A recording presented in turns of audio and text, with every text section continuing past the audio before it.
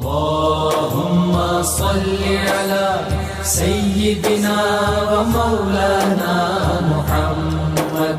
अगर कोई रमज़ान की 11वीं तारीख को रोज़ा रखकर इस दुआ को पढ़े तो अल्लाह ताला उस शख्स को हुजूर सल्लल्लाहु अलैहि वसल्लम के साथ एक हज मकबूल करने का सवाब अता फरमाता है, जबकि असहाबे पैगंबर के हमरा उम्रा बजा लाना 70,000 हज करने के बराबर है।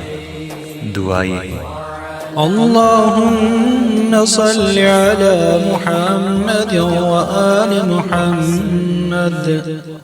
अल्लाहुम्मा हब्बिबनी फ़ीहिल इहसान व कर्रिहनी फ़ीहिल फ़ुसूक़ वल इस्यान व हर्रिम अलैया फ़ीहिस सख़त वन्नीरान बिअौनिक या ग़ियासल मुस्तग़ीसीन बिरहमतिक या अरहमर राहिमीन।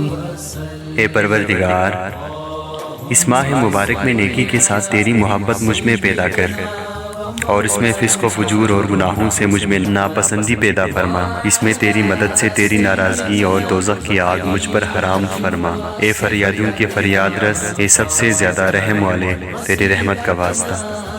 अल्लाहुम्मा सल्लि अला मुहम्मद व आलि मुहम्मद।